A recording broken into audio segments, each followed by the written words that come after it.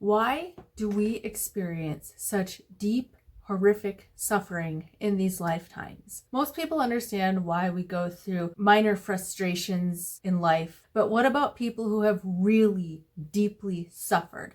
Please have somebody on who has truly suffered and ask them this question. You asked, and I answered. Today, I'm speaking with Max Lowen, who's been through the most horrific suffering of anybody I've ever spoken with, to the point where I have to mute parts of this audio out of respect for any younger ears who may be watching. So, trigger warning, and there will be captions on the screen for the muted parts, so just be aware. Max has both pre-birth memories and multiple near-death experiences, and she doesn't beat around the bush with her answers. Please comment with support for Max, as it's very difficult to tell stories such as these.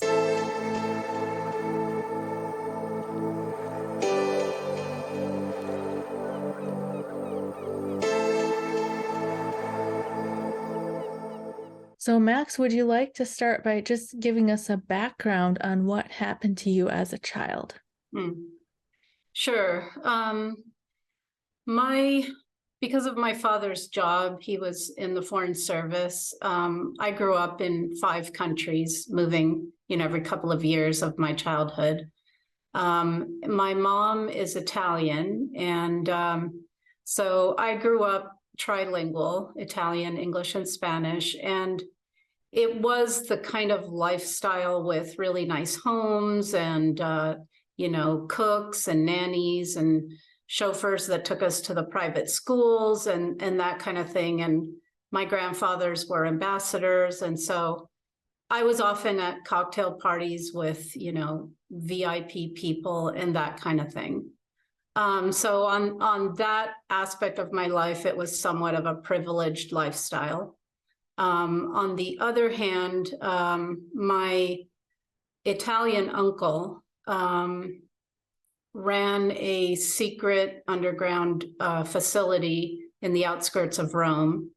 And it was underground and huge, like several city blocks.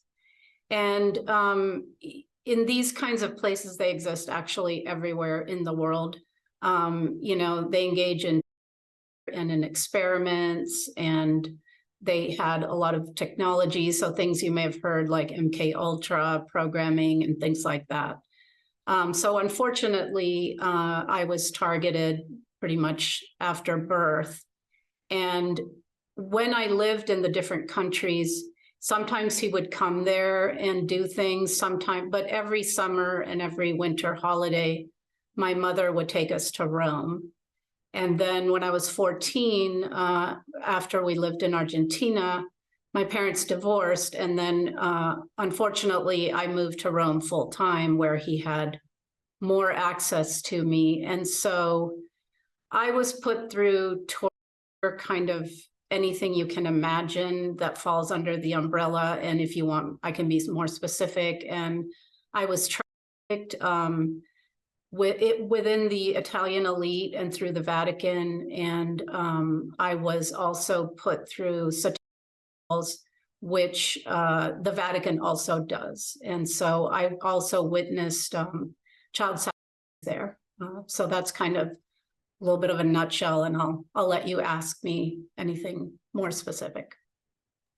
Yeah, thank you for sharing that. I would like to hear any more specific details that you would like to share. I know when I listened to some of your other interviews, you talked about how the people involved you believed were definitely, I don't know if you use the word possessed, but they had more demonic and were doing things that human beings could never do to one another. Yes, I think that's actually really important for people to begin to know and understand, because the way we've been raised in this society, we're told that that's not real, it's fantasy, but it is very real.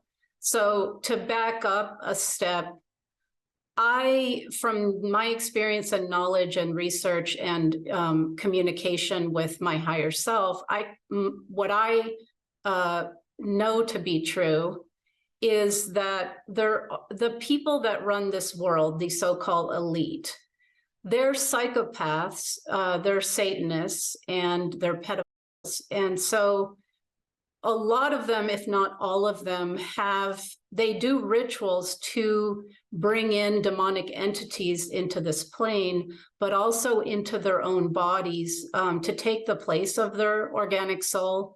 And so they're psychopaths because they're now disconnected from God's source, and they're inhabited by a negative demonic entity. So that's just to describe kind of that a little bit.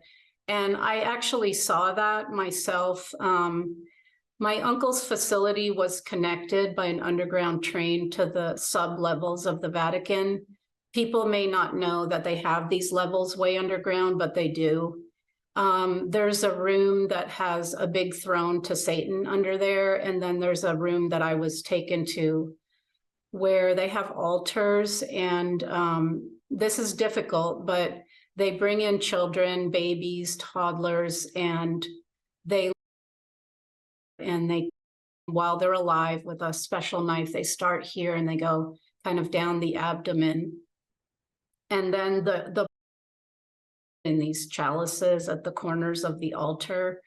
And those participants that are there will, and this is all in ritual fashion with candles and things. And I have witnessed it to me, the way I can describe it is it's a cold that's beyond any cold you can imagine, that fills the room. And then you can actually see kind of a smoky kind of shape. And so I've seen people, as you say, be possessed, that's a good word for it, basically, but willingly invite these entities to inhabit them. These people basically, because they're disconnected to God and they worship Satan, for them, what's important is worldly power, fame, wealth, control, and they see us as a lesser species. They see us as slaves, as cattle. These folks, people probably have heard of the bloodline families. They're hybrid descendants from, and this is going to get a little woo-woo, but from other races that have come to this planet and taken it over that are darker races. And so, yeah, so I'll leave it there and see if you have any other questions about that. Yeah, once again, thank you for sharing. I mean, I know this is not easy to talk about. I think probably the number one question that people watching may have is, and I don't even know if there's an answer to this question that we can wrap our minds around, but why would God allow this type of suffering, this level of suffering to happen here? Do you have any thoughts on that? That's a question I've asked myself, but so let me muddle through what I've sort of pondered. Mm-hmm. When I was a little girl, I was telepathic. So I had the abilities that I believe we all come in with, but are sort of, turned off as we're enter this system. Some people have called it a hell or a prison planet or that kind of stuff. But when I was a child, I could see a veil over the earth, a gray veil. And so that was put there by the dark forces. And maybe you know this or maybe you don't, but for a long time, there was forced reincarnation because people would die, leave their bodies. And instead of going back to God's source, this thing that was overlaid would recycle them back along with all their traumas. And so this was done to harvest us. And because the more traumatized and fragmented beings are, the easier they are to mind control. And, that's unfortunately something that's been done to all of us. So when I came in as a child, I was very connected. And my feeling was like, oh my God, what is this place? It's so dark. It's so dense. So I don't exactly remember where I came from, but it was completely different than here.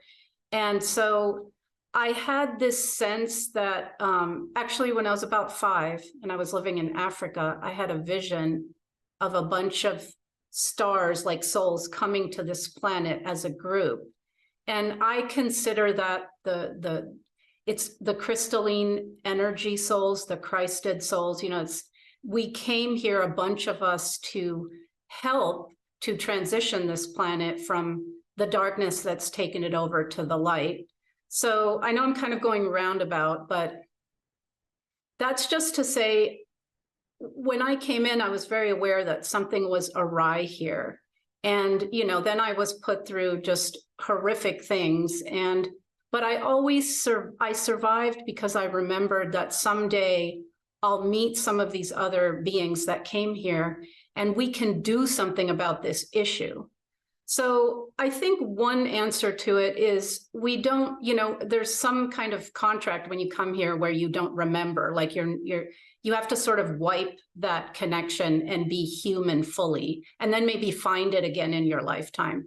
So one answer is I don't know, because I can't remember that aspect of it very well.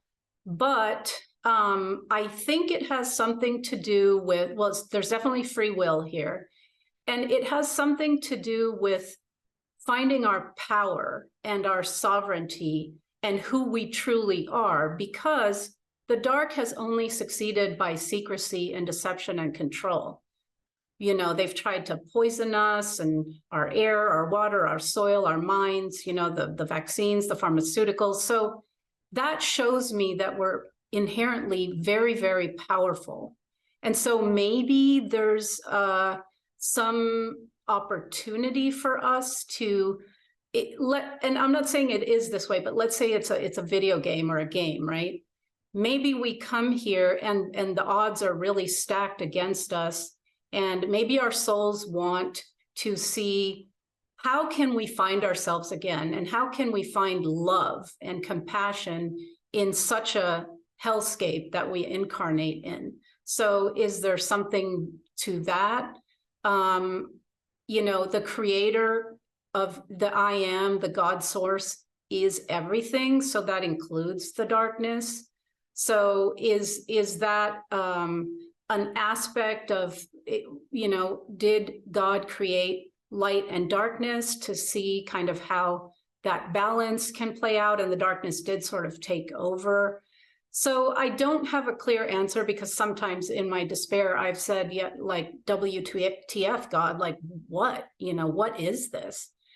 But I have to allow for the fact that I'm in a human body right now, and there's pieces of information that I don't have.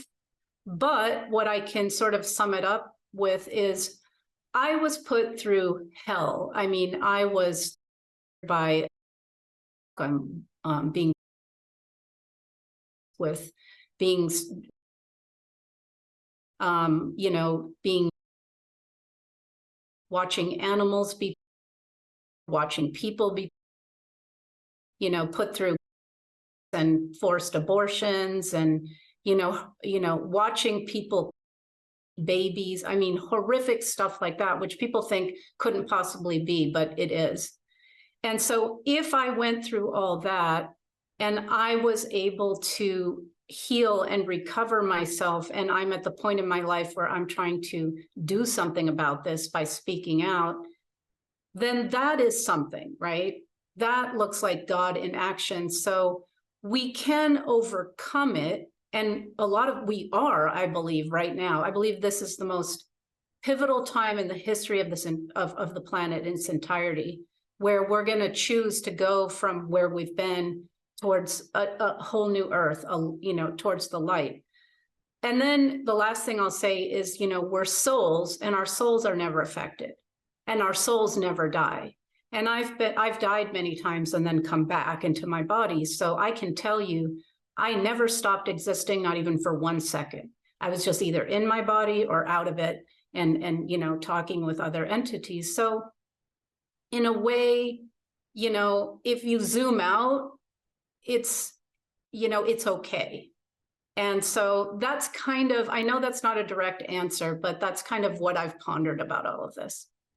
Thank you. I really, really appreciated hearing your perspective on that. And I noticed that you said for a while there was forced reincarnation, and I've heard that from a couple of other, I think it's a couple between life regressionists I spoke with that said that was going on for a while, and they said that it had then stopped. But what's your perspective on that? Is that something that's still going on, or has it stopped? It has stopped. And I can only tell you that sometimes I see things. And so in maybe 10 years ago, I saw the veil had a lot of holes in it, like Swiss cheese. And recently, in the last, maybe, I don't know exactly, but in the last span of maybe 5 years, maybe a little more, the veil is not there. It's gone. And I can feel that it's not there. And so that means that now when people leave, they will be reunited with God's source and cleansed and healed, which is how it was meant to be, right? So part of the reason why people are so mind controlled and so obedient of authority and so apathetic is because they've not only been traumatized heavily in this lifetime, because you can't really exist here and not be traumatized. It's a continuum, right? Maybe I'm over here, but everybody has trauma. So, the forced reincarnation was just another way to keep traumatized people coming back. So you don't have a chance to cleanse and heal. So it was just another devious trick to control us and keep us powerless. But that has shifted. Yes, I do believe that so. So you mentioned that you had some out-of-body experiences, and I remember in a previous interview you talked about seeing Jesus Christ some of those times you were out of body. Would you like to share about that? Sure. It was actually every time. When I was a child, even when I was being, I was put in these, they're kind of like isolation boxes where there's no light and you can't tell how much time is passing or whatnot. And I would be put in there for long periods of time. Or when I was in cages, I would leave this dimension and I would be with Jesus. And I was very fond of animals like dolphins and elephants and lions. And so I would be in a natural setting with the animals and with Jesus, and we would walk and talk. So even when I was alive, I was very connected. And that is some of how I got through what I got through.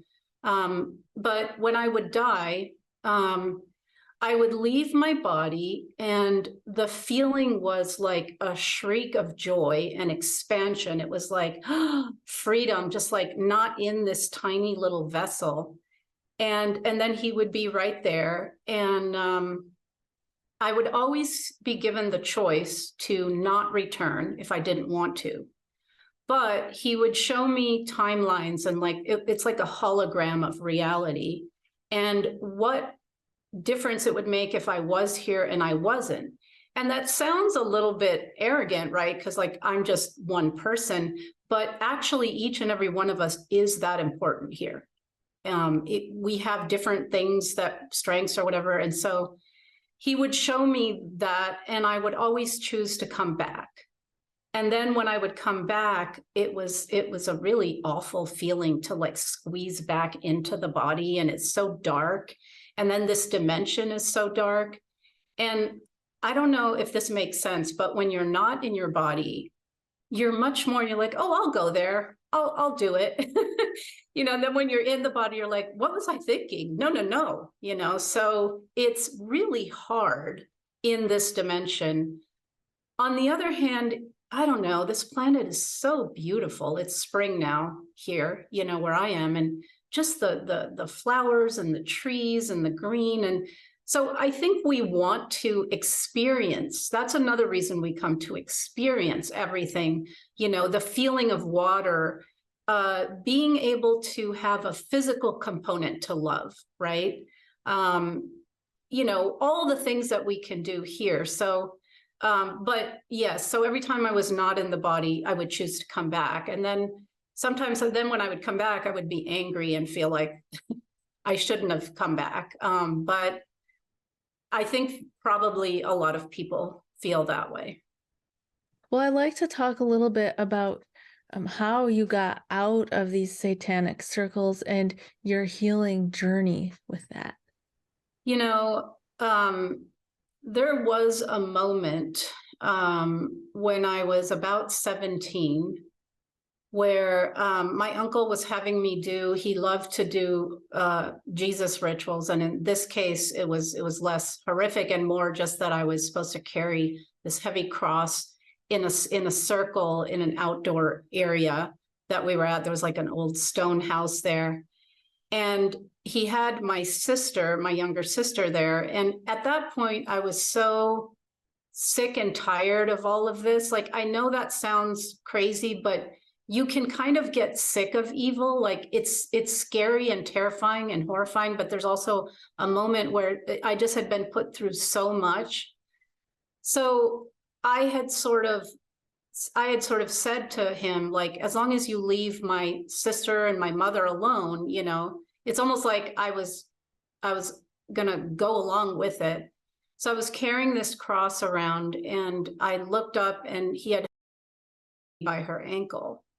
And they like to hang people upside down, by the way, and swing you around, and it's a whole nother thing.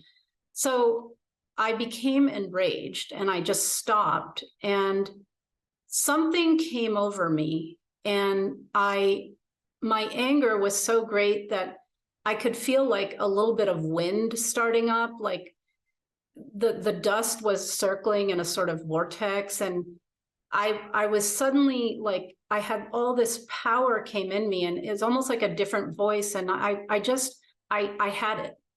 I just said, that's it. No more. I'm done. You're not going to touch me anymore. You're not going to touch them. This is over. And just this thing came out of me. And I said, you know, because you know what I can do. Like, I'm not going to have this anymore. I am done. I just said no.